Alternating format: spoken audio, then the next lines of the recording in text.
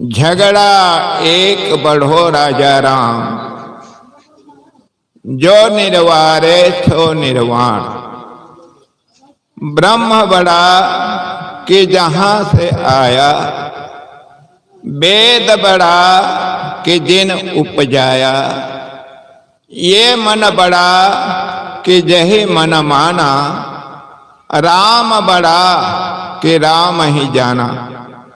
भ्रमी भ्रमी कबीरा फिरे उदास, तीर्थ बड़ा का तीर्थ का दास।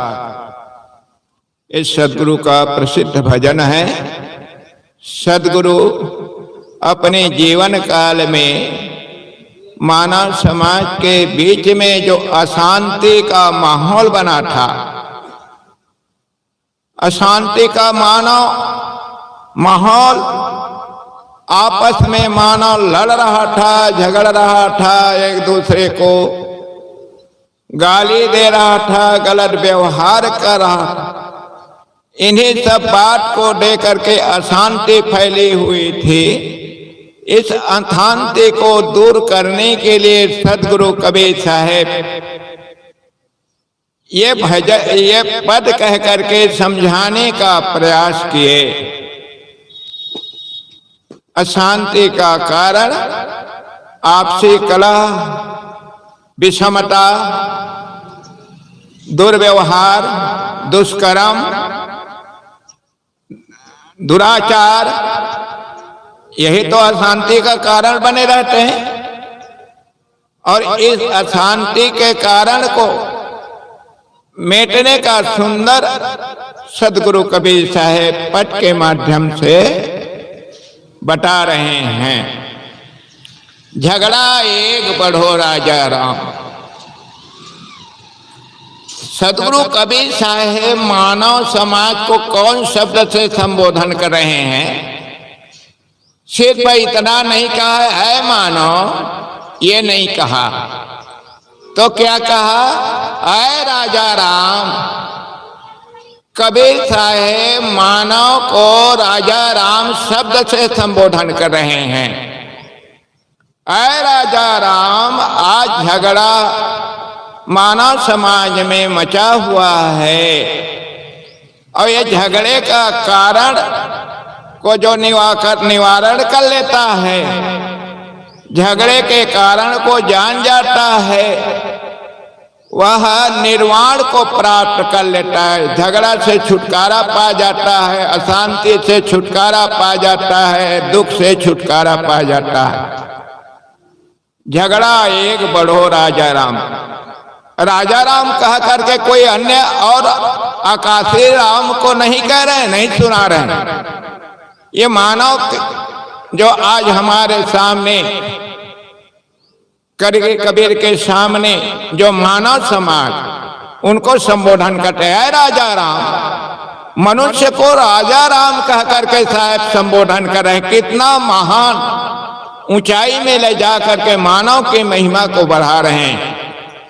आज समाज में देखा जाता है संप्रदाय के लोग मानव को तुच्छ कह दिए, मानव को अल्पज्ञ कह दिए, मानव को अंश बता दिए, मानव को टुकड़ा बता दिए। इतना गिरा दिए मानव समाज को कि मानव आज अपने बारे में ये सोचता है कि मैं क्या कर सकता हूँ, ऊपर वाले की कृपा होगी तब मैं शांति लाभ ले सकता हूँ, ऐसा आदमी सोच रहा है। लेकिन कबीर कहीं पर भी ऐसा नहीं कहे कि है मानो तो तुच्छ हो, अंश हो, टुकड़ा हो, तुम्हें सुख देता है अमुक, शांति देता है अमुक, कहीं नहीं कहा है। लेकिन आज झगड़े का कारण को नहीं जानने के कारण से आज अशांति का माहौल बना हुआ है। ये झगड़ा कैसे मिटेगा? शब्द के ही आधार से झगड़ा का कारण शब्द बनता है। और शब्द कैसे बनता है? शब्द के रहस्य को हम नहीं जानते हैं। शब्द के रहस्य न जानने के कारण शब्द को लेकर के हम आपस में लड़ते हैं, झगड़ते हैं, हिंसा करते हैं। शब्द ही है। सदगुरु कबीर साहब ने कहा भी है, शब्द मारा गिर पड़ा, शब्द छोड़ा राज, जिन जिन शब्द विवेक किया तिनका सरगव काज।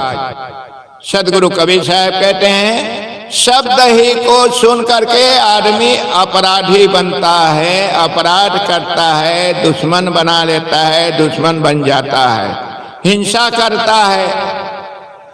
शब्द ही को सुन करके ही करता है। कोई बच्चा बचपन से ना अपराधी बनता है न सज्जन बनता है। जैसे जैसे बढ़ते जाता है वह सुनता जाता है, फिर सुन सुन करके समाज के क्रियाकलाप को अपनाता है, वैसे कर्म करना शुरू कर देता है, व्यवहार करना शुरू कर देता है। तो झगड़ा का कारण है शब्द। इसलिए सदगुरु कबीर साहब ने कहा, जिन जिन शब्द विवेक किया तिनका सरगव काज। जो लोग शब्द के रहस्य को समझ गया वह झगड़ा से छुटकारा पा गया। तो शब्द का रहस्य क्या है भाई?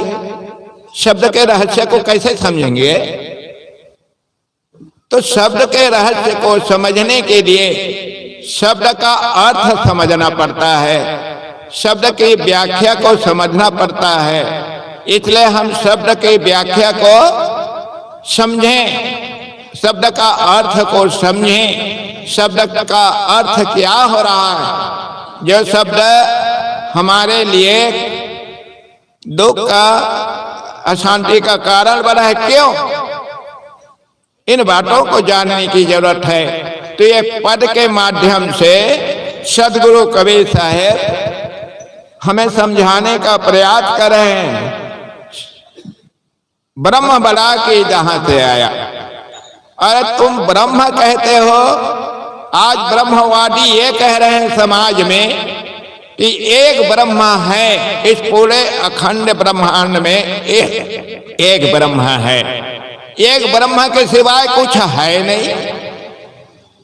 जो भी देख रहे हो सब ब्रह्म है, ये ब्रह्मवादियों का कहना है। और एक और है ईश्वरवादी। ईश्वरवादी ब्रह्मवाद को नहीं स्वीकारता है, और ब्रह्मवादी ईश्वरवाद को नहीं स्वीकारता है। ईश्वरवादी ब्रह्मवादी अवतारवाद को नहीं स्वीकारता है, और अवतारवाद ब्रह्मवाद को स्वीकारता है, ईश्वरवाद को स्वीकारता है। ये वाद ही आज झगड़ा का कारण बना है। इसलिए हमें वाद पर विशेष समाधान लेना है। तो झगड़ा एक बढ़ो राजा राम। कबीर कहते हैं, अरे ब्रह्म बड़ा है कि ब्रह्म ब्रह्म कहने वाला मनुष्य बड़ा है? तो मनुष्य बड़ा है, ब्रह्म बड़ा नहीं। ब्रह्म तो एक शब्द मात्र है, एक कल्पना है।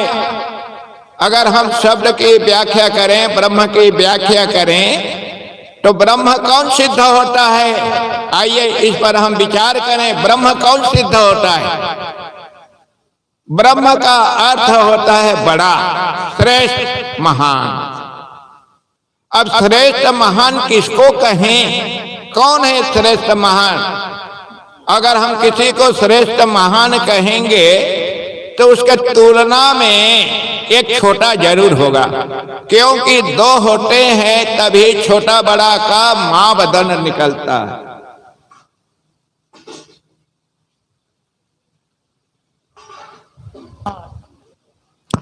दो होते हैं तभी छोटे बड़े का मापदंड निकलता है। तो दो कौन कौन से हैं अखिल ब्रह्मांड में? जड़ और चेतन। जड़ और चेतन के सिवाय और तीसरा कुछ है नहीं। इसलिए सदगुरु कबीर साहब ने भी कहा जड़ चेतन दो वस्तु अति प्रसिद्ध जगमाय, इनके पारख प्राप्त बिना बंधन छूटत नाय। जब तक जड़ चेतन का बोध नहीं होगा तब तक भ्रम दूर नहीं होगा, और भ्रम दूर नहीं होगा तब तक जीवन का कल्याण होना संभव नहीं। इसलिए दो ही चीज है, जड़ और चेतन। जड़ कौन है, चेतन कौन है, इसको भी जानने की जरूरत है। जड़ है हवा, पानी, आगी, माटी, ये जड़ पदार्थ है। इनमें ज्ञान गुण नहीं है, ये जानते नहीं। और चेतन कौन है, जीव, उसे आत्मा कहते हैं, चेतन भी कहते हैं। तो जीव, चेतन, आत्मा, दोनों में कौन बड़ा है? तो दोनों में जीव आत्मा बड़ा है और जड़ छोटा है। जीव आत्मा इसलिए बड़ा कहलाता है, उसमें जानने का गुण होता है, और जड़ में जानने का गुण ना होने के कारण से तुच्छ कहलाता है, लघु कहलाता है, छोटा कहलाता है। तो ब्रह्म कौन सिद्ध हुआ? जीवात्मा। जीवात्मा ही ब्रह्म सिद्ध हो रहा है कबीर साहब के सिद्धांत में, कबीर साहब के कथन में जीवात्मा सिद्ध हुआ है। जीवात्मा को भी जाने आप, जीवात्मा कौन है? आज सभी कह रहे हैं जरूर कि शरीर में जीव रहता है, जीव रहता है, जीव निकल जाता है, शरीर मुर्दा हो जाता है। लेकिन आज तक किसी ने जाना नहीं जीव किसे कहते हैं। जो शरीर में रहने वाला जीव कौन है, किसको जीव कहें? सदगुरु कबीर साहब ने साखी में कहा है, जो जानहु जग जीवना, जो जानहु सो जीव, पानी पचाओ आपना तो पानी मांगन पीव। यदि शांति से जीना चाहते हो, सुख से जीना चाहते हो, तो जीव को जानो। कबीर साहब कहते हैं जीव को जानो, ब्रह्म को जानो, ईश्वर को जानो, भगवान को जानो, देवी देवता को जानो। कहीं एक शब्द में भी कबीर साहब नहीं कहा है। कबीर साहब कहते हैं जीव को जानो। जीव कौन है बंधुओं? इस पर हम विचार करें। जीव वह है जो मैं शब्द उच्चारण करता है अपने मुख से। कोई आता है, हम पूछते हैं आप कहाँ से आ रहे हैं, तो वह कहता है मैं जहां से आया रहता है उस गांव का नाम लेता है। तो मैं कहने वाला कौन है? शरीर के अंदर रहने वाला जीव। और हम सब मैं कहते हैं। जितने व्यक्ति है धरातल पर, सभी अपना परिचय देते समय मैं शब्द का उच्चारण करता है। मैं ये काम किया, मैं वहां गया था आदि कह करके अपना परिचय देता। तो मैं कहने वाला हम आप हैं। हम ही आप तो जीव हैं, और जीव होने के नाते कबीर साहब कह रहे हैं जीव ही ब्रह्म है। हम आप ब्रह्म हैं, ये रहस्य हम जाने नहीं है। हम अपने से पृथक ब्रह्म मान लिए और ब्रह्म को पुकार रहे हैं, हे ब्रह्म हमें सुखी बना दो, हमें दर्शन दे दो, हमें आशीर्वाद दे दो। कौन ब्रह्म आशीर्वाद देगा? तो यही साहब का कहना है, ब्रह्म बड़ा कि जहां से आया। ब्रह्म बड़ा है कि ब्रह्म ब्रह्म कहने वाला मनुष्य बड़ा है। तो मनुष्य बड़ा है बंधुओं, आप बड़े हैं। आपसे बड़ा और इस संसार में अखिल ब्रह्मांड में कोई है नहीं। इस बात को कबीर साहब हमें जनाते हैं, हमें परखाते हैं, हमें समझाते हैं। हंसा तू सबल हल्की अपनी चाल, रंग कुरंगे रंग दिया तय किया और लगवा, ये कबीर साहब कहते हैं। तो ब्रह्म बड़ा के जहां से आया, वेद बड़ा के जन्म बजाया। एक झगड़ा है पुस्तक को लेकर, पुस्तक को लेकर के झगड़ा। वेद भी तो पुस्तक है और कुरान शरीफ भी पुस्तक है।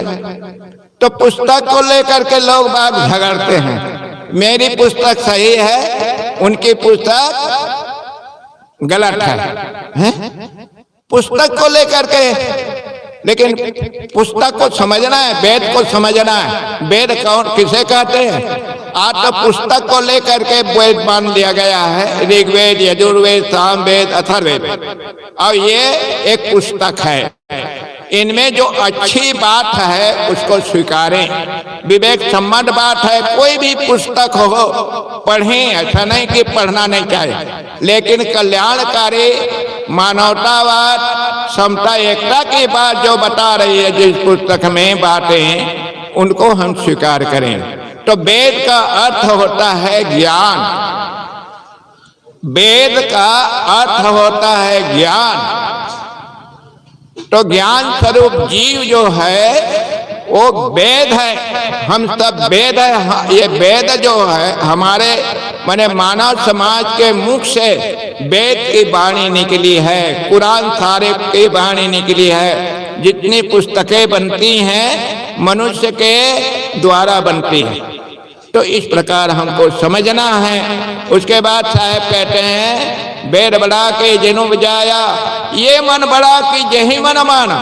अरे मन बड़ा है कि मन के बनाने वाला मनुष्य बड़ा है, तो मनुष्य बड़ा है, मन बड़ा नहीं। आज मन को लेकर के समाज में ये संशय है कि क्या करें यार, मेरा मन तो मानता नहीं, मेरा मन भागता है, मेरा मन अशांत है, मेरा मन, इस मन को लेकर के आदमी दुखी रहता है। क्यों?